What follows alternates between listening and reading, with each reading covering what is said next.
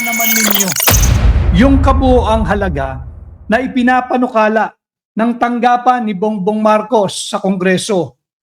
Yung kabuoang pondo para dyan sa flood control ay nagkakahalaga ng 107 billion pesos yung palit ulo sa ICC. Tinanggihan ni Bongbong Marcos yung hiling na Donald Trump, ang Pangulo ng Estados Unidos, na kanyang ipinarating through sa kanyang Secretary of State Marco Rubio. Tinanggihan ni Bongbong na wag nang sumuporta, wag nang kilalanin, wag nang kalungin, at wag nang bigyang pakikipagtulungan ang ICC. Father ng Quezon City, si dating Pangulong Manuel Luis Quezon. So nagdiriwang po, Happy Quezon City Day sa lahat po ng aking mga kapwa tagalungsod Quezon.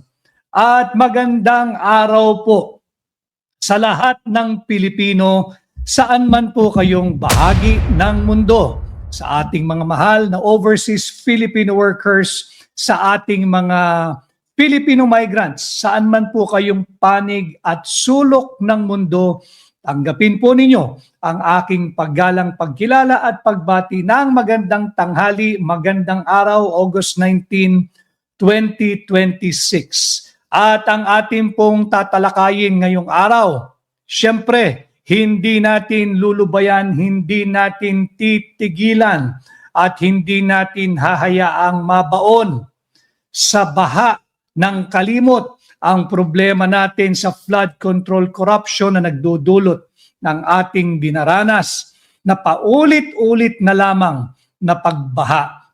So ang ating pamagat, baha, pamalit ulo ng ICC o pamalit ulo sa ICC at Budol Unit Team 2.0.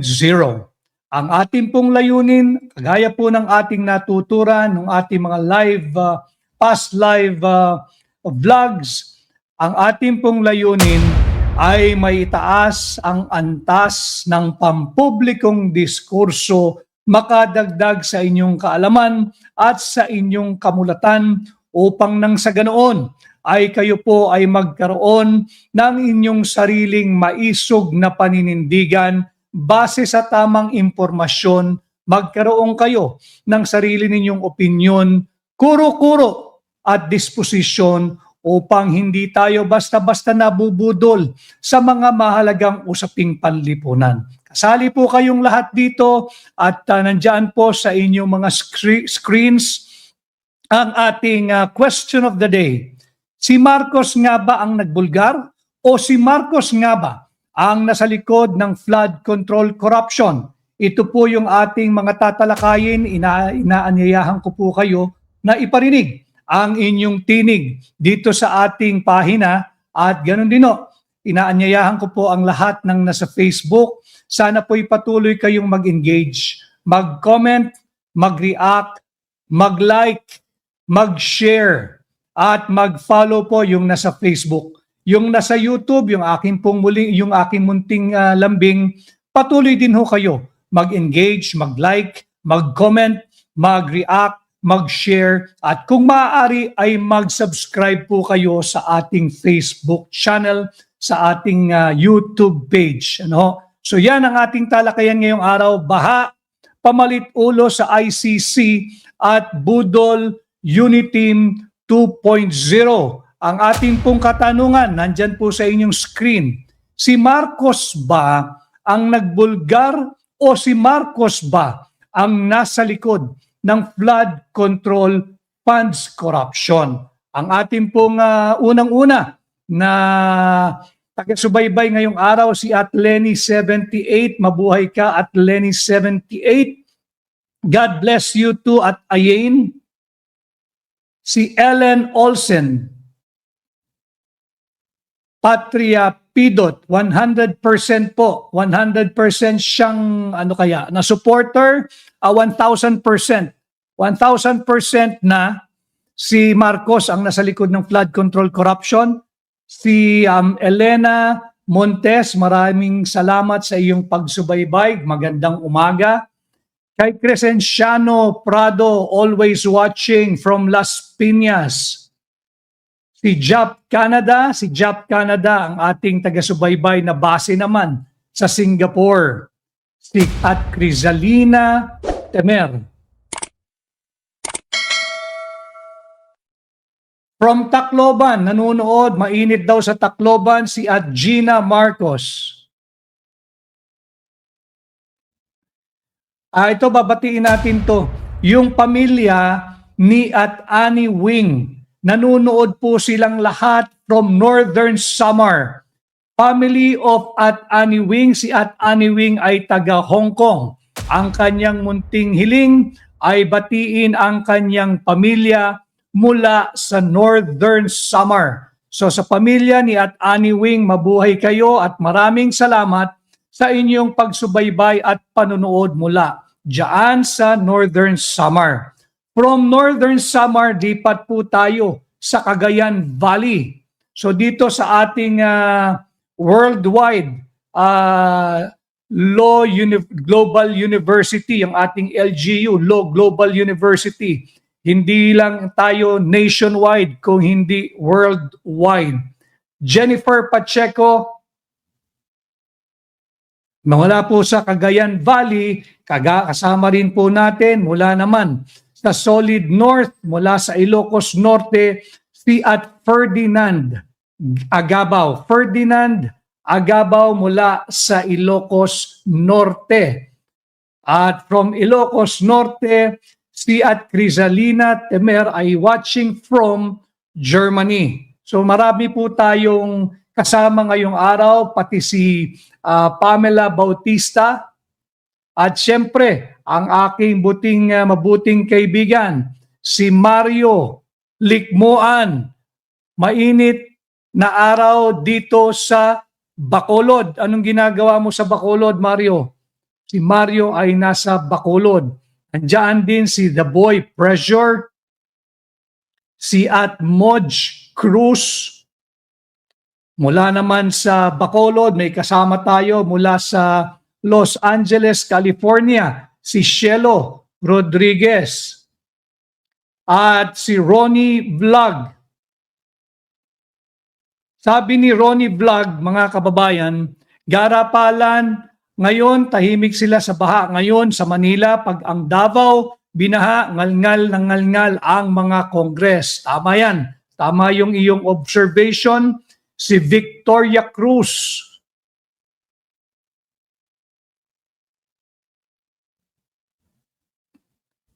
Si Ayeng Gamolo from Hong Kong. Si at Galaxy, thank you for always being present. Si at Galaxy, always present from Singapore. Si Duard Tan from Seattle, Washington, kasama natin. So worldwide po ang ating mga kasama ngayong araw. Yung iba po, babatiin natin maya lamang para tuloy-tuloy po ang ating programa ngayong araw ng August 19, Quezon City Day, holiday po, non-working holiday, walang pasok ang pribado at pampublikong opisina at paaralan sa lungsod Quezon. So binabati ko ng Happy Quezon City Day ang aking mga kababayan dito sa lungsod Quezon. Si Catherine Dichosa at Arlene Chris Anacleto. So dito po tayo, balik tayo sa ating usapin. Inaanyaan ko lahat, sana po ipatuloy kayo na mag-share. Hikayatin po ninyo yung iba nating mga kababayan na mag-tune in live sa ating live broadcast ngayong araw po ng August 19, ang ating tatalakayin, baha, pamalit ulo sa ICC at Budol Unit Team 2.0. Simulan po natin sa baha dahil lahat tayo ay naantala ang ating araw-araw na pamumuhay dahil na lamang sa paulit-ulit na baha. Alam ninyo dito sa ating bansa, mga kababayan, dalawa lang naman ang ating season, wet and dry season. Yung wet season nagiging very wet. Yung dry season nagiging very dry. But both seasons are predictable. Whether it be wet season o dry season, Alam na nating lahat, hindi ka kinakailangan maging eksperto o maging kawani o opisyal ng Pag-asa upang malaman na dalawa lamang ang season natin sa Pilipinas, ang wet and dry season. Very predictable. But and yet, kahit ito ay predictable, paulit-ulit tayong naaantala, sinasalanta at pineperwisyo ng baha. At hindi natin titigilan itong usapin ng baha. Lubog ang Metro Manila. Ilang araw nang walang pasok ang halos lahat ng paaralan sa Kalakhang, Maynila dahil sa baha. Ilang libo o ilang daang libong empleyado ang naiipit, nai-stranded dulot ng pagbaha. Ilang daang milyon kung hindi man bilyong halaga ng kalakal ang nalulusaw dahil sa baha bukod pa sa trapiko. Bukod sa baha, yan pan-traffic. And yet, hanggang ngayon, tulog ang chairman ng Blue Ribbon Committee ng Senado. Lubog ang Metro Manila sa baha. Kailan kaya gaganapin muli? Kailan kaya sisimulan muli? Kailan kaya magbubukas muli ang pagsisiyasat sa mga daang bilyong piso, kung hindi man trilyong pisong halaga ng pera nating mga Pilipino na dapat sana ay sa flood mitigation project na nauwi sa mali-malitang korupsyon. Kalampagin din natin ang Senado.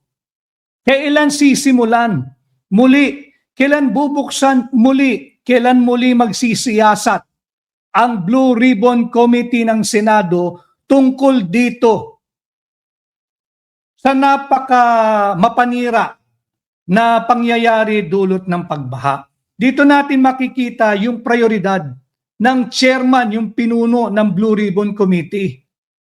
Yung chairman ng Blue Ribbon Committee, manhead, samantalang nung siya ay nasa labas pa ng serbisyo, nung siya ay hindi pa kasali sa istruktura ng gobyerno, ang kanyang mga programa, kunwari ay para sa masa, kunwari ay para sa mahihirap, kunyari ay galit sa mga korap, at ngayon siya ay binigyan ng pagkakataon ng mamamayang Pilipino, tahimik, busal ang bibig kung kailan niya sisimulan ang pagdinig dito sa maanumalya, napakalawak na kurakot at laganap na korupsyon sa flood control funds. Na ngayon, ang Kalakhang, Maynila at ang ating mga kalunos-lunos na kababayan diyan sa lalawigan ng Bulacan ay lubog pa rin sa baha. Hindi na naalis ang tubig baha. Puno na sila ng alipunga dahil lamang sa kapabayaan ng mga naatasan ng ating saligang batas na magsiyasat dito sa napakamaanumalyang flood control funds corruption. Dito rin natin pag-uusapan itong panukalang 7.2 trillion pesos na National Expenditure Program. Yung panukalang budget for 2027. Napakalaki. 7.2 trillion pesos. Magkano na naman ang ating uutangin? Sapagkat hindi naman sasapat yung revenue o koleksyon ng gobyerno. At doon sa 7.2 trillion pesos na yan, mayroong panukala na magtabi o maglaan ng 3.4 billion pesos para sa MMDA. Ano ang gagawin ng MMDA sa 3.4 billion pesos na nais ilagak ng President's Budget for 2027? Yan daw po ay upang maibsan ang problemang dulot ng pagbaha. 3.4 billion pesos. And of the 3.4 billion pesos, maliit na halaga lamang po ito pag tiningnan naman ninyo yung kabuoang halaga na ipinapanukala ng tanggapan ni Bongbong Marcos sa Kongreso. Yung kabuoang pondo para dyan sa flood control ay nagkakahalaga ng 107 billion pesos. Tama yung narinig ninyo. 107 billion pesos ang panukala nilang flood control budget for 2027. Isa na namang malaking kahibangan itong 107 billion na hinihingi ng Marcos Jr. administration sa Kongreso. Bantayan ninyo ito, mga kababayan, sapagkat ang kainaman ngayon ay napakarami na ang nagagalit, nagmumura, nanunumpa, yung mga ginang ng tahanan, mga batang estudyante, ang mga iba't ibang professionals, iba't ibang manggagawa, driver ng bus, driver ng jeep, driver ng padjak, driver ng tricycle, nagmumurat galit na dahil pineperwisyo sila ilang araw na, ilang linggo na nitong baha, paulit-ulit na lang. And yet, for next year, ang hinihinging pondo ng DPWH ay 107 billion para sa flood control budget. Ito'y dapat nating bantayan. Mauuwi na naman ito sa mali-malitang suhol pag hindi natin ito binantayan. At ayon sa ating pagsasaliksik, at lumabas na rin ito, mula 2011 hanggang 2025 o kabuuang 14 years from 2011 to 2025, ang nailagak ng pera nating mga Pilipino patungkol dyan sa pag-ayos ng problema natin sa baha ay 1.939 trillion pesos. Ganyan na kalaki ang ating ginagastos para dito sa flood control budget. From 2011, lagay po natin sa tamang perspektibo. From 2011 to 2025, ang ginagastos na nating mga Pilipino patungkol dito sa flood control budget ay 1.939 trillion. Ganyan na po kalaki yung perang iginugugol nating mga Pilipino. Pero sa kabila ng napakalaking pondong ibinibigay na, ibinuhos na para sa flood control, paulit-ulit pa rin ang pagbaha. Nakakasawa na, nakakasuya na, nakakagalit na. Ulitin ko, sa dami ng aking nakausap sa aking paglilibot, ultimo, mga ordinaryong ginang ng tahanan, salamat po sa inyo, yung mga professionals, ultimo mga piloto ng eroplano, ang mga ordinaryong manggagawa, nagmumura, sinusumpa na ang kanilang malulungkot na karanasan dulot ng paulit-ulit na pagbaha. Ang pangunahin dito, pagdating sa NCR muna tayo, bakit natin kinakailangan talakayin ito upang ituwid ang buling pagsisinungaling ng mga nasa pamahalaan? Batiin lang ho natin ang iba nating mga kasama. Si Atla Arnie Pialo from Johor Bahru, Malaysia, maraming salamat sa iyo sa iyong nakaabot siya.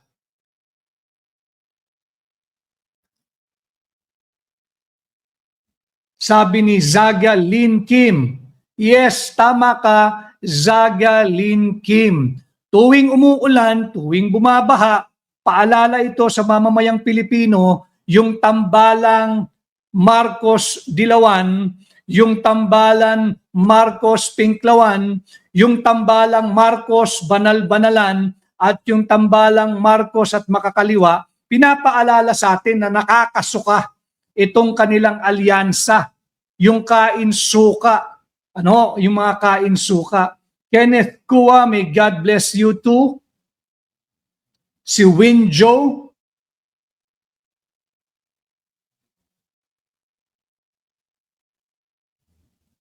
sabi ni Sonia Amaro, pagbigyan daan natin ang komento ni Sonia Amaro. Ang nagbulgar ng flood control, I agree, sapagkat noon pa lamang ay ibinulgar na, sumabog na noong 2024, nung kanyang SONA ay ipinakita na yung pagbaha noong 2025. At hanggang ngayon, hindi linulubaybayan ng ni Mother Nature ang pag-fact check sa napakasinungaling na kasalukuyang administrasyon. Si Kimura Dolores, meron din tayong kasama from Surigao del Sur, Mindanao, si Elsa Bayeta. God bless you too, and may God bless you more, Antonio Pascual Jr. Kasama natin ang ating mga kaibigan, ang Sara Duterte Supporters New York, SDS New York. Maraming salamat sa inyong patuloy na pagsubaybay at pagtangkilik sa ating live.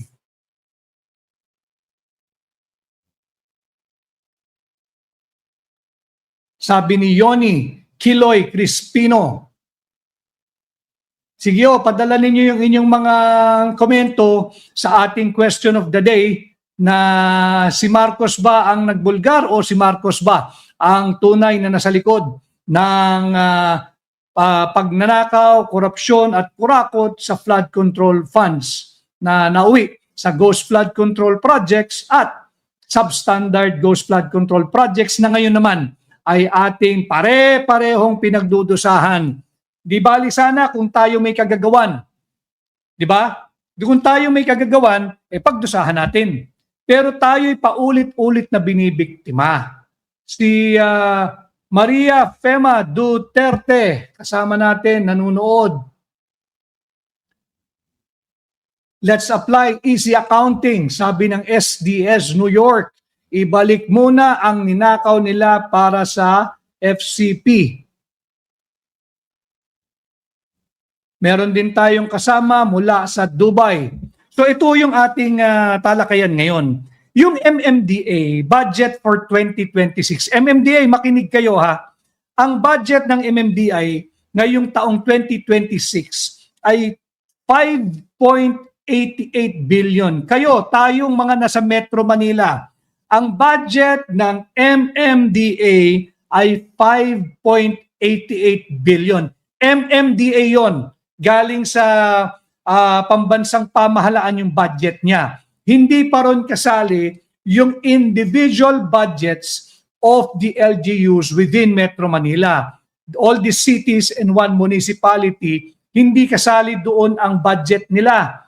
Dahil kung isasama mo ron, higit na malaki sa 5.88 billion. And of the 5.88 billion, yung 2.5 billion this year, 2.5 billion specifically allotted, specifically dedicated, and I think I can say exclusively dedicated for flood control projects, for flood control mitigations. 2.5 billion, MMDA lang yon. Kaya naman, nung akala nila nabudol nila ang mamamayang Pilipino, ito galing sa inyo to MMDA ha, wag sasama ang loob ninyo. Sisihin ninyo yung official ninyo. Galing sa inyo ang pahayag na ito. Pakibasa po ninyo mga kababayan at magkomento din kayo. Sang-ayon ba kayo sa naging mapangahas na pahayag ng MMDA na naayos na nila ang flood control problem dito sa Metro Manila? Kayo po ang sasagot nito. Hindi ko po salita ito. Ito po'y salita ng MMDA. Big improvement. Ibig mong sabihin, lubog ang Metro Manila, big improvement na yan.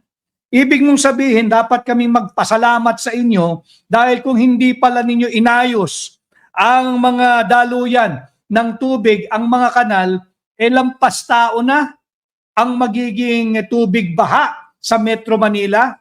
Panagutin natin sapagkat humihingi tayo ng transparency and full accountability. Ang MMDA, bago na naman magtanggi-tanggi yung lukaret dyan sa palasyo, ang MMDA sa istruktura po ng pamahalaan ay nasa ilalim ng Office of the President. Now, if it is under the Office of the President, big pronouncement like this, na malaking improvement ang nangyari sa pagbaha sa Metro Manila, sang-ayon si Bongbong Marcos sapagkat sa ilalim ito ng tanggapan ng Pangulo. At ang Pangulo ay si Bongbong Marcos. Hinayaan niya ang ganitong mapakapangahas na anunsyo, therefore, aprobado nila ang ganitong pambubudol ng MMDA. Pinacheck sila muli ng habagat ng sama ng panahon ng tag-ulan ni Mother Nature. Nakita natin, walang katotohanan dito sa naging budol at mapangahas na pahayag ng MMDA. No? Kaya tayo ay patuloy pa ring binabaha. Ang budget ng Office of the President, kasi nga President's budget ito from 2022 to 2025, mga kababayan, ang naging budget na ng Marcos administration ay 545 billion pesos. 545 billion pesos na ang naging halaga ng budget ng Marcos Jr. administration for flood control projects, for flood control mitigation nationwide. Subalit, magtatanong tayo, 545 billion, kalahating trilyong piso sa loob ng 3 taong panunungkulan ng Marcos administration. Kalahating trilyong piso. Bakit naman patuloy ang paglala ng problema ng baha? Bakit naman of the 545 billion pesos, mga kababayan, 100 billion doon sa 545 ay ibinigay lamang, inaward lamang, hinandog lamang, inalay lamang sa 15 kontratista. Imagine niyo yun, 545 billion ang naging budget from 2022 to 2025 ng Marcos administration. Sa 545 na yan, 100 billion pesos ang ibinigay lamang sa 15 kontratista. 25% of that amount were awarded to only 15 contractors. Ano naman ngayon? Baka sabihin ninyo, Attorney Vic, ano naman ngayon kung 15 yung kontratistang nabigyan? Abay, magtaka ho kayo. Sa dinami-dami ng accredited contractors, alam ho ba ninyo kung ilan? 2,409. 2,409 accredited contractors. And yet, 15 contractors lang ang pinagpala.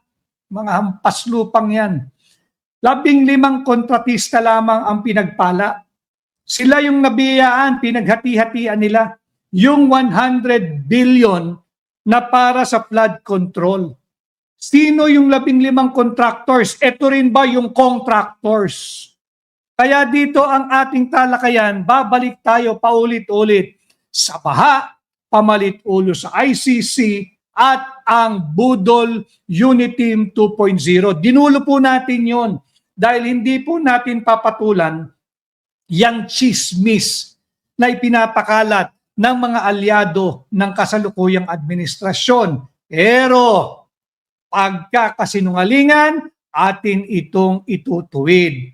Pagka meron tayong nakita, atin itong pupunahin at atin itong itatama. Sabi ni Alan Sibugan, Jing Kawaling from Aklan at Boracay, mabuhay ka. Si Alan Sibugan, tama, naghugas kamay, ibinato sa iba ang mga dumi, ang nangyari, pinapalakpakan lamang siya nung mga kapwa niya mambubudol diyan sa mababang kapulungan. Si At Bless 14344. May kasama din tayo mula po sa Switzerland, si Roy Carmona, ang ating kaibigan. Bahagi rin siya ng Hakbang ng Maisog. Sabi ni Nenita, ito ang sentimiento ng mga Pilipino. Maraming salamat po sa halos mag-1,000 live viewers natin dito sa ating Magic Eye. Sana ho'y patuloy kayo na mag-engage, mag-like, mag-comment, mag-react, mag-share at mag-subscribe po sa YouTube. Alam kong higit na marami, yung ating base ay nasa Facebook. Patuloy po kayo na makipag-engage. Mag-comment, mag-react, mag-like, mag-share, napakahalaga po nun, lalo ng ating topic ngayong araw, at mag-follow po kayo sa ating pahina sa Facebook. Basahin po natin yung iba pa nating mga kasama na nagko-komento, si at Emilia Almares from Las Vegas, Nevada. So mula kay Roy na nasa Switzerland, tungo tayo dyan sa Las Vegas, at yung mga kababayan naman natin, syempre, dyan sa Hong Kong. Si Ricardo Fermin, Maria Francia, si Tintin Trillo Rosales. At yung exchange rate po natin ay all-time low na naman. Yes, kahapon nagsara ang palitan, ang $1, ang halaga sa piso ay 61 pesos and 78 centavos. At Michael Brie, kung meron ka sanang latest update, magkano ang ongoing palitan ngayon habang bukas ang merkado ng piso sa dolyar? Si Baynel Lopez. Galaxy, maraming salamat sa iyo. Sinisikap talaga natin na dalasan sapagkat maraming yung nakaabang, at maraming salamat sa lahat ng aking nakasalamuha sa Region 11 at sa Davao City nitong over the weekend. Tayo po'y naimbitahan at masayang nakapag-attend ng Kadayawan 2026. Very, very successful. Congratulations to the people of Davao City. Congratulations to the hardworking men and women of the City Hall of Davao. And of course, to the city officials led by Mayor Sebastian Duterte for a very, very successful staging of Kadayawan 2026. And we were informed na yung nag-attend po noong linggo ay the largest crowd recorded ever that have attended the Kadayawan Festival. Maraming salamat. Congratulations sa inyo. Kasama rin natin mula sa Calgary, Alberta, sa Canada, Nia Amil, Nika Kigwa,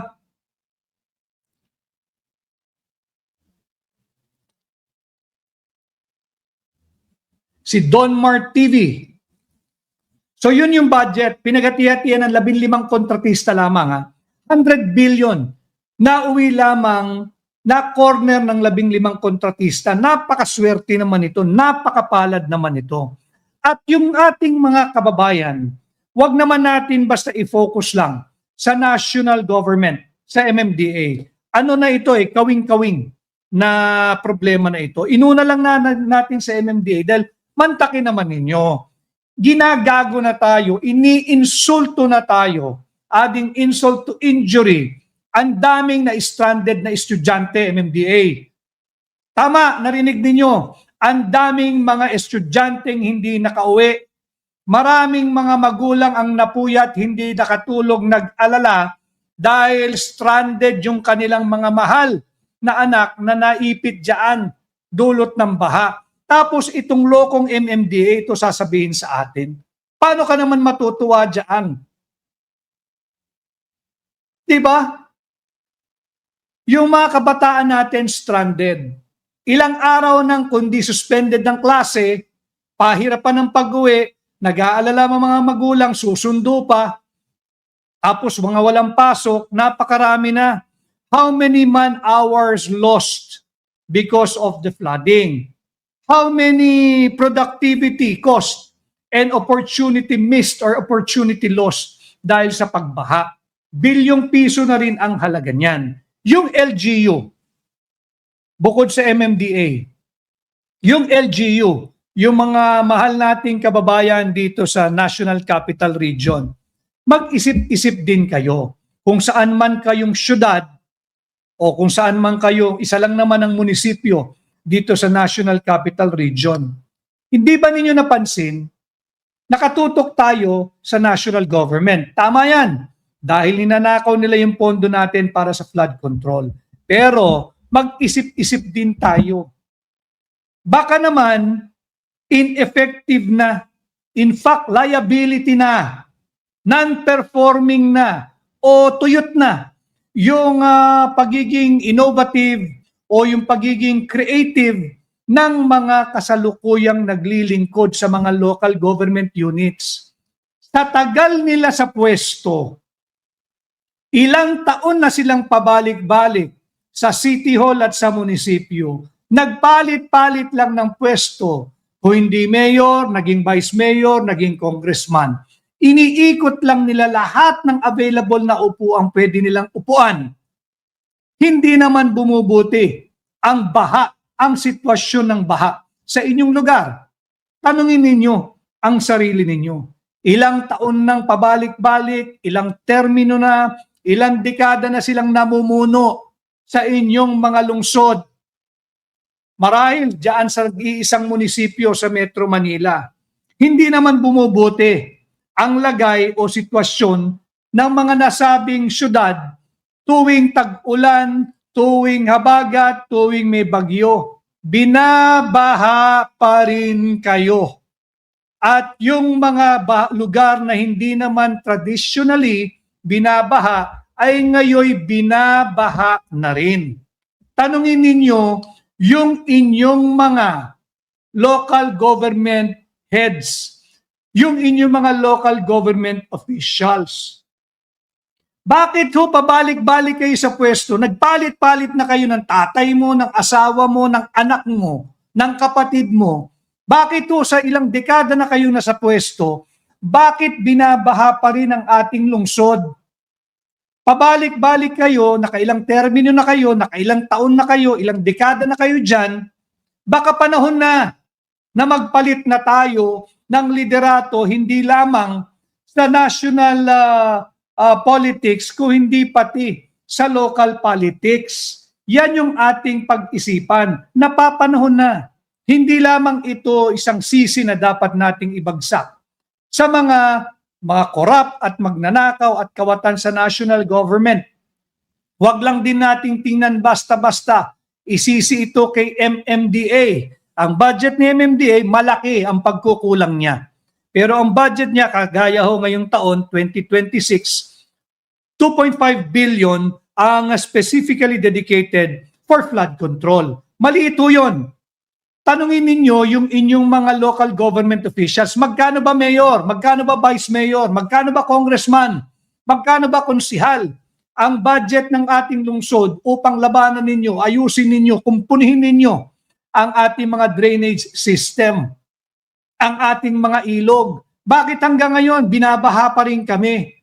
Bakit na lang tuwing tag-ulan, kinakailangan kami mag-evacuate at bubusugin lang nyo kami sa mga libreng kanin na may konting sopas, paulit-ulit Paulit-ulit. Sardinas dito, yung instant noodle, instant mami, magpapakaroon ng hot kitchen.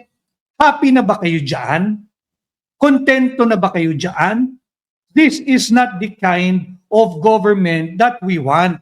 And this is not the kind of service that we deserve. We deserve more. Kaya yung mga nasa LGU, mag-isip kayo, pabalik-balik na yung mga yan, ilang dekada na, ilang taon na, ilang termino na, nagpapalitan, nagsasalitan lang ng posisyon, iisang pamilya, iisang pangalan, pero patuloy pa rin tayong binabaha. Magising na kayo.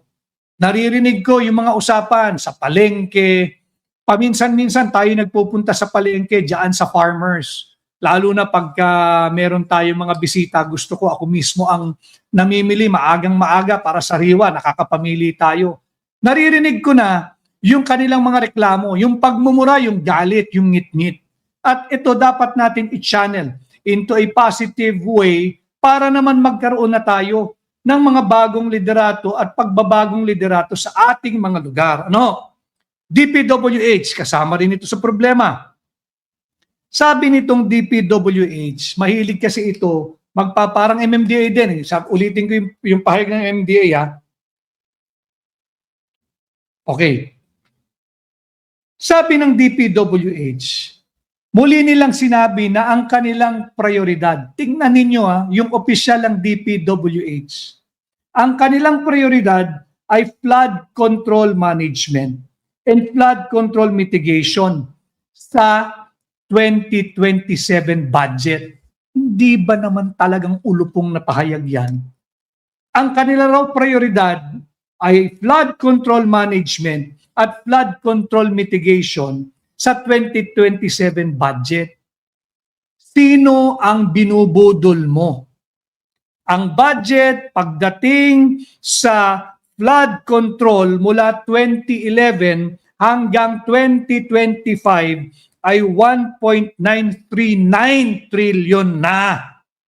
Bakit mo kami lolokohin na for 2027 prioridad mo ang flood control management at flood control mitigation?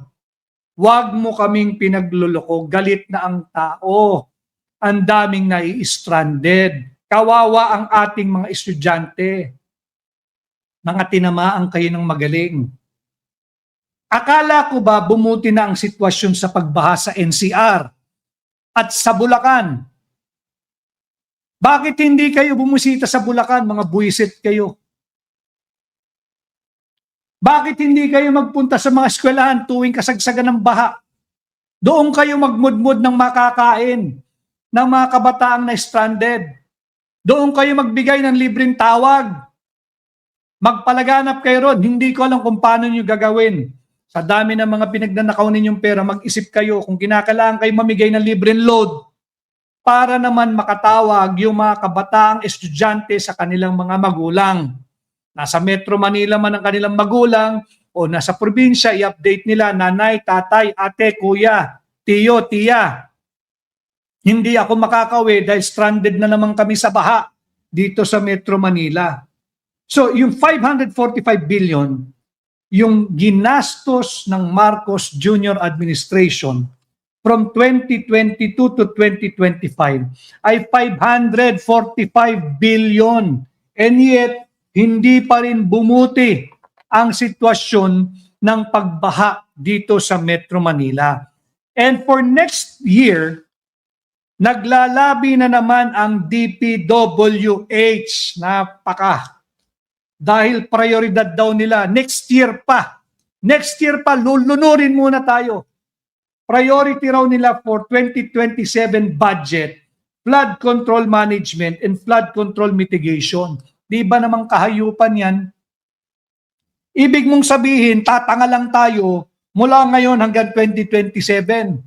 Lulunurin lang ninyo ang Metro Manila at mga karatig pook dahil hindi ninyo prioridad itong flood control management at flood control mitigation. Ano pala yung pa-picture-picture mo dyan sa G. Araneta Avenue na kanyo'y bumilis na ang pagbaba, paghupa ng baha, dyan sa Espanya, dyan sa Magallanes, sa napakaraming lugar. Ano pala yon? Picture lamang, propaganda lamang, alam namin yon. Pero yung sinasabi ng DPWH, while they are lobbying for a 107 billion flood control budget for next year, the gall and the temerity of this DPWH to announce that their priorities are flood control management and flood control mitigation in the 2027 budget. So ngayon wala tayong asahan. Sa dami ng perang dumaan sa inyo, daang bilyon na, kung hindi trilyong piso na ang dumaan sa inyo, wala kayong prioridad na maibsan ito. Sa tagal ninyo dyan sa pwesto sa ilalim ng kasalukuyang administrasyon, wala kayong plano for flood control management at flood control mitigation. Ito'y isang malaking kahibangan. Huwag kayong magpapabudol. Ginagabayan ko kayo para hindi tayo magpabudol. At salamat sa ulan. Nakakaawa yung mga nasasalanta. Pero sa kabilang banda, pasalamatan natin ang ulan upang hindi natin makalimutan ang kahayupang ginagawa ng kasalukuyang administrasyon pagdating sa issue ng flood control. Nakakagalit na ho, paulit-ulit at hindi ito titigil. Hindi ito titigil year in, year out. Alam ng kahit na sinong administrasyon, year in, year out. Alam ng kahit na sinong administrasyon, dalawa lamang ang ating season, wet and dry season. Hindi mo pa mapaghandaan yung wet season. Ninanakaw pa yung pondo para diyan sa flood control. Sa MMDA, while I have nothing against the chairman, who is a fellow lawyer, a colleague in the profession of law, I think it's time that we all consider, as Filipinos, wag na yung gobyerno, walang asahan dyan.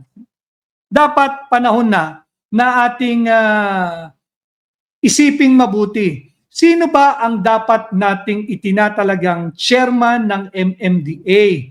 Ano ba ang qualification? With due respect to the present chairman, wala namang kaming personal interaction ito. Objectively, it's time. We should consider an engineer, an architect, or an urban planner. Yang tatlong yan na mamuno sa MMDA bilang chairman. Yung MMDA bilang chairman, kunyari meron tayong urban planner, ang tatrabahuhin niya, tingnan niya ang buong Kalakhang Maynila bilang isang connected system. Hindi yung iba yung approach sa seating ito.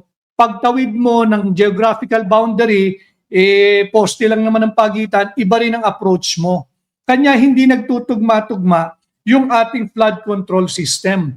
And I think malaking bagay o malaking bahagi dapat nating isipin panahon na ating suriin kung sino ba dapat ang ating itinatalaga bilang chairman ng MMDA. Lawyer, okay, marunong sa batas, pero hindi batas ang kailangan natin eh. Hindi naman korte yan eh. Hindi naman korte yan. Lagyan natin ng marunong, yung kayang mag-coordinate at nakakaunawa sa urban planning. Maybe an urban planner, maybe an engineer, or maybe an architect. So he or she may be able to design kung paano yung tamang flow ng ating mga estero, ng ating mga kanal, ano yung dapat pagdugtungin, ano yung dapat wag na nating pagkagastusan dahil wala ng pag-asa pagkus gumawa ng panibagong daluyan ng tubig. And we need an urban planner. Dahil hindi pwedeng sabihin na, kasi pag urban planner, baka hindi niya kayanin yung mga siga o yung mga malalakas na personalidad na mga mayor or mayora ng Kalakhang Maynila. Hindi ho rason yun. Ang MMDA ay under the Office of the President. Pagka tinulungan ng Office of the President o ng Pangulo mismo ang chairman ng MMDA, susunod naman ang mga mayor. Pero pag hindi mo prioridad ang MMDA, na hindi naman dapat hindi maging prioridad. With all due respect sa ating mga kababayan sa Mindanao at Visayas, hanggat ang setup natin, ang seat of power ay nasa Metro Manila, ang mga industriya, yung mga mamumuhunan, yung mga movers and shakers, decision makers ng negosyo at malalaking negosyante ay nasa Metro Manila, hindi natin din pwedeng pabayaan ang Metro Manila. Kaya dapat dito, lagyan natin ng isang mahusay na chairman ng MMDA. Maaari, again, ulitin ko could be a choice between an engineer para makita niya yung civil works at infrastruktura, ganun din ang isang arkitekto na nakakaunawa o dili kaya urban planner. Yun ang ilagay natin. Huwag na yung mga rinefer ng kung sino mang dating mayor na dating naging cabinet secretary o yung mga dating mayor ng Kalakhang Maynila, ilalagay mo dyan, o yung karatig lugar. Hindi kailangan ng politiko, kinakailangan na dito solusyon. Hindi na kinakailangan ng politiko, kinakailangan dito solusyonan na ang baha sa Metro Manila. At magiging matagumpay ang kahit na sinong urban planner, halimbawa, urban planner ang inilagay natin bilang chairman ng Metro Manila, yung OP or Office of the President should make it a priority kung paano maayos ang traffic at pagbaha sa Metro Manila. And I think we can look forward sa ilalim ng administrasyon ni Inday Sara Duterte. Pagdating sa Metro Manila, alam niya gagawin. Alam niya gagawin at hindi kinakailangan ng isang politiko na gawing chairman bilang MMDA. Hindi kailangan natin yung marunong sa urban planning. No? So yan po yung ating unang topic, yung baha. Medyo mahaba po tayo, medyo tiisin nyo na sapagkat matagal tayong hindi nakapag-live, ang dami po nating ginagawa. Sabi ni let Degs, ayaw magising ng mga tao kahit harap-harapan ng ang panloloko, ayaw ng rally, magtiis kayo sa baha. Yan ang opinion ni Let Degs. Si Vera Cruz Vicente. Okay, punta naman tayo. Ano naman yung kinalaman ng baha o relasyon ng baha sa pamalit-ulo sa ICC o pamalit-ulo ng ICC? Aktibo kasi yung Estados Unidos, yung ating magse-75 years ng treaty ally. 75 years na na treaty ally ng Pilipinas ang Estados Unidos at ang Estados Unidos at ang Pilipinas. Subalit, meron itong hiniling. Makakailan lamang kay Bongbong Marcos. At ito ay ang paglisan at pagtuligsa at maging aktibong bahagi ng Marco Rubio Doctrine o yung Rubio Doctrine, yung Secretary of State ng Estados Unidos. Ano yung Rubio Doctrine? Yung kanyang naging pahayag that they will dismantle, the United States will dismantle the ICC systematically brick by brick. Tumanggi na maging aktibong bahagi ng layuning ito si Bongbong Marcos. Sa kadahilanan, meron siyang erroneous invocation of Article 127 of the Rome Statute. No? Sinabi niya, hindi kami pwedeng umatras diyan dahil meron pa kaming residual obligation o residual duty sa ICC, bunsod nga ng maling invocation o maling paghayag sa Article 127 of the Rome Statute. Ano ba yung Article 127? Misguided kasi talaga itong Pangulo ng Pilipinas. Ang sinasabi niya, hindi raw tayo pwedeng bastang aatras sapagkat bago daw tayo umatras ay may nasimulan ng investigasyon o proceedings ang ICC. Mali yun. Tayo ay lumisan bilang miyembro ng ICC noong 2019 pa. 2019 pa, wala pang nagsisimulang investigasyon, wala pang nasisimulang proceedings. So mali at pambubudol yung ginawang dahilan ng Marcos administration sa ating 75 years ng treaty ally na Estados Unidos, invoking Article 127 of the Rome Statute. Bakit kanyo? Ulitin ko. Sapagkat nung nag-withdraw tayo noong 2019, wala pang nasisimulang investigation, wala pang nasisimulang proceeding na nagaganap diyan sa ICC. Yung korte ng mga hangal, yung korte ng mga siraulo, yung korte ng mga may diferensya sa pag-iisip. Ayon yan kay Secretary Marco Rubio. Ngayon, let us debunk the malicious, false, and dishonest invocation of Article 127 of by the administration. Sabi nila, meron daw tayong residual duty or residual obligation. Hindi tayo basta-basta pwedeng umalis at tumalikod sa ating residual obligation na natitira diyan sa ICC. Bunsod nga ho ng Article 127 of the Rome Statute. Mali po yun. Hindi po totoo yung bakit. This was 2026. May lumabas na kopya ng liham si dating Executive Secretary Lucas Bersamin. Hindi natin kalilimutan yan. Meron ding akusasyon yan patong laban dyan patungkol sa flood control at yung pagkalikot sa ating pambansang budget. But dito muna tayo, yung palit ulo sa ICC. Tinanggihan ni Bongbong Marcos yung hiling na Donald Trump ang Pangulo ng Estados Unidos na kanyang ipinarating through sa kanyang Secretary of State Marco Rubio. Tinanggihan ni Bongbong na wag nang sumuporta, wag nang kilalanin, wag nang kalungin at wag nang bigyang pakikipagtulungan ang ICC. Sapagkat sabi niya may Article 127 kasi na sabi niya sa Article 127, kapag ka meron ng nasimulang investigation o proceeding, hindi tayo basta-basta tatalikod. Mali yun, mga kababayan, huwag kayong papadala roon. Bakit? Yung liham ng Malacanang through then Executive Secretary Lucas Bersamin, dated December 15 of 2023, he wrote, addressed to Vice President Inday Sara Duterte, and attached doon, kalakip doon, yung liham o yung tugon ni Bongbong Marcos bilang Pangulo ng Pilipinas sa katanungan ni Vice President Inday Sara Duterte, ano ba ang tindig? Ano ba ang paninindigan ng iyong administrasyon, ng ating pamahalaan pagdating sa ICC? Sumagot si Bongbong Marcos bilang Pangulo.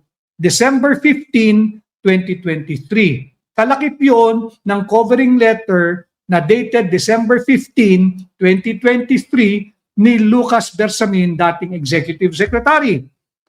Yung Marcos letter to Vice President Inday Sara o 15 December 2023, malinaw ang nakalagay doon. Sabi ni BBM, and I quote, "The government will not assist the ICC in any way, shape, or form." At bago siya nagpaalam sa liham yun, may tinugtong pa siya. And I quote, sabi niya ito ni BBM sa kanyang liham kay VP Inday Sara Duterte, dated 15 December 2023. Dugtong pa niya, "As is my sworn duty," dahil nga sa kanyang sinumpaan sa ilalim ng ating saligang batas, Article 7, Section 5 of the Constitution, sabi niya, "I will continue to defend and assert the sovereignty of the Republic of the Philippines at all times." This was December 15, 2023. In-invoke pa niya yung kanyang oath of office at hindi rin niya ginawa ito. Tinalikuran din niya ito. Impeachable yun, mga kababayan. Sapagkat few months after December 15, 2023, a few after the lapse of more than 1 year, March 11, 2025, naganap na yung state-sponsored kidnapping kay Pangulong Duterte. Fast forward, ngayong araw, naglabasan diyan sa Guardian News, Al Jazeera at GMA Network. Sinanksyon na ng Estados Unidos ang Japanese judge na si Tomoko Akane at yung Senegalese senior trial lawyer na si Abdoulaye Seye. Sila ay sinanksyon na ng Estados Unidos. Bakit? Dahil bahagi sila ng ICC na patuloy na nakikialam at umaaktong pulis-pulisan ng kalawakan ng buong mundo. Samantalang ang mga miyembro nito kaduda-duda din ang prinsipyo at paninindigan. Ano ang kinalaman ng baha at pamalit ulo ng ICC at ICC? Dito papasok ngayon na itong Rubio Doctrine na maigting at matapang na isinusulong ng Estados Unidos, ito rin kaya ang dahilan kung bakit hindi seryoso ang administrasyong Marcos na arestuhin si Zaldico. Di ba? Sapagkat si Zaldico, meron siyang naging video na pahayag noon sa video, in-upload niya, kanyang sinabi na totoo ang mga naging pahayag ng mga dating sundalong na assign sa kanya bilang kanyang mga security. Yung mga dating sundalo, iba ron ay miyembro ng Philippine Marines, hindi ba? So, bakit hindi seryoso, bakit hindi agresibo ang Marcos administration na mahuli si Zaldico? Hindi ito katang-isip. Meron tayong basihan. Sapagkat si Zaldico, pag yan ay nahuli, pwede siyang ibigay sa kustodiya ng Estados Unidos bilang ating tulong. Treaty ally tayo, 75 years na Ibigay si Zaldico sa Estados Unidos upang lalo silang makabuo ng solidong kaso laban sa ICC. Ito yung aking patunay. Dahil madalas uli ang kanyang paglabas, ito ay inakda ni Congressman Toby Tiangco. House Resolution 808. At ang mahalaga rito, tingnan ninyo itong date na ito. February 23, 2026 pa ito nakafile. Ano linalaman ng House Resolution? Ito yung title.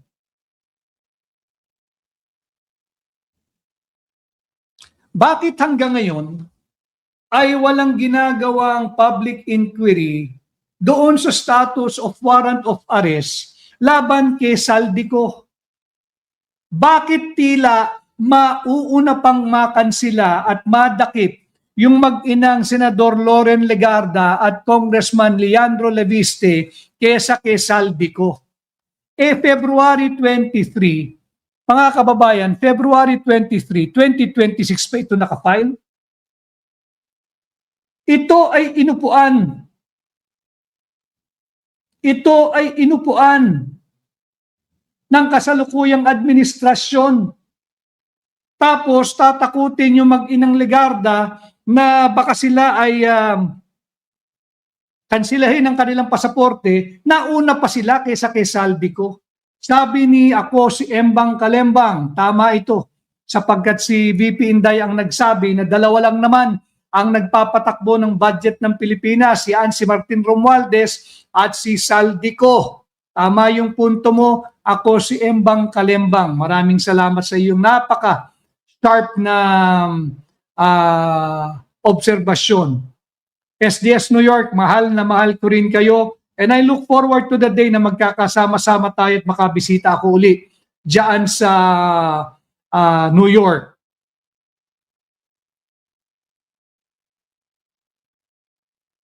Si Maya Olaso Verheijen from Pagsanhan, Laguna.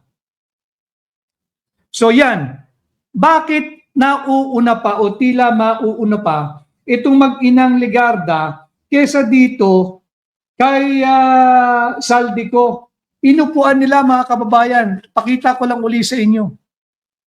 February 23, 2026, na i-file na ito. House Resolution 808. Pero hindi nila ina-actionan ito. Kaya, pamalit ulo ba? Alin? Pamalit ulo ba sa ICC dahil nagalit ang Estados Unidos, 75 years tayong treaty ally, ang hinihiling ko sa iyo, maging bahagi ka ng Rubio Doctrine. Ano yung Rubio Doctrine? Ulitin ko. To dismantle ICC systematically, brick by brick, if necessary. Babasagin niya ng Estados Unidos. Dahil galit ang Estados Unidos sa pagtanggi ng 75 years ng treaty ally na Pilipinas sa pamumuno ni Bongbong Marcos. Tanong, palit ulo ba sa ICC ang nagbabadyang pagpirma ng framework agreement patungkol sa Pax Silica? Yan ba ay para maibsan ang galit o disappointment ng Estados Unidos? Ito ba'y palit ulo sa ICC ang Pax Silica para kumalma ang Amerika? Tanong, palit ulo ba si Pastor Apollo Kibuloy sa ICC withdrawal na hinihiling ng Estados Unidos na ayaw sundin at kilalanin ni Bongbong Marcos? Si Apollo Kibuloy ba ay palit ulo sa ICC para kumalma at maibsan ang galit ng Amerika? Dismayado ba ang Amerika sa pagtanggi ni Bongbong Marcos na maging bahagi tayo ng Rubio Doctrine to dismantle ICC systematically brick by brick, kung kaya tayo ay pinatawan ng additional 12.5% tariff. Panibagong taripa ito, 12.5 tariff, effective July 24, 2026, or 2 days, I think 2 days or a day after na tumanggi tayo sa pamamagitan ng pagtanggi ni Bongbong Marcos na wag nang kanlungin, kilalanin at tulungan ang ICC. Ito ba yung kabayaran? Kawawa naman tayong mga Pilipino. So si Paxilica, si Kibuloy at yung 12.5% na taripa, ito ba ang pamalit ulo sa pagtanggi na kumalas tayo completely, fully, absolutely sa ICC upang pakalmahin ang Amerika at the expense of our sovereignty, of our independence, and of our Constitution? Kaya yan po yung pangalawang bahagi ng ating pagtalakay ngayong araw, yung pamalit sa ulo ng ICC. Si Saldico ay protektado. Hindi natin pwedeng itanggi yung malakas na bulong-bulungan at usap-usapan na si Saldico ay tila protektado ng kasalukuyang administrasyon dahil ayaw siyang ibigay sa mga totoong mag-iimbestiga kagaya ng Estados Unidos. Bakit? Imaginein mo kung makukuha lamang sana ng Estados Unidos si Saldico at siya ay papaaminin sa ng detalyado doon sa kanyang pamudmod ng pera nating mga Pilipino bilang suhol, diyan sa mga opisyal ng ICC, yari ang kanyang administrasyon. Kaya hindi nila pinapansin yung House Resolution number 808 ni Congressman Toby Tiangco. Ayaw nilang imbestigahan. Nauuna pa yung banta dito sa mag-inang Loren at Lian Leviste. Ganito ba dapat ang asal ng isang tapat na alyado? We are celebrating 75 years of being treaty ally. And yet, pati yung alyado mo, binubudol ng kasalukuyang administrasyon. No? And finally, dito sa usaping budol, yung Budol Unit Team 2.0. Nahan ko po kayo, hindi po ito para patulan yung fake news nila. Unang-una, yung usapin, let it be on record na yung usapin na may nag-reach out daw sa kampo o nag-reach out si Vice President Inday Sara Duterte at nais makipag-usap at kung ano-ano ng spin ang ginawa ng mga personalidad na alyado ng kasalukuyang administrasyon. Fake news po iyan. There is no point, there is no wisdom, there is no gain in trying to be part of the administration's attempt to have a unit team 2.0. Wala. Bakit ka makikipag-usap? Bakit ka aanib sa isang kurakot at korap na administrasyon na ang kasalukuyang trust and approval rating ay negative 27? Tanging ang mga huwad na dilaw, yung pinklawan, yung mga makakaliwang grupo, yung Akbayan, yung Makabayan Black, at kung ano-ano pang black dyan sa Kongreso, yan lamang ang giliw na umanib at makipag-alyansa sa isang negative 27 na administrasyon na hitik siksik liglig sa issue ng kurakot, korupsyon at pagnanakaw sa kaban nating mga Pilipino. Hindi totoo yan.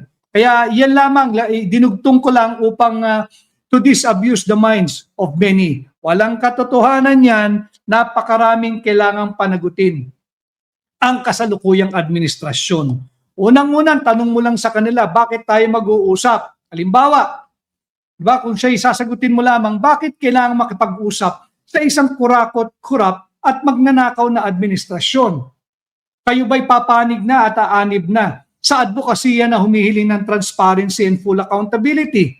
Isusulong nyo na ba ang kapayapaan at seguridad ng bawat pamilyang Pilipino? Ako ay nakikiramay usaping seguridad at kapayapaan sa mga naulila ng mga nasawi kahapon dyan sa nakakalungkot at kalunos-lunos na kaganapan sa Ateneo de Zamboanga doon sa isang active shooter na paslang din.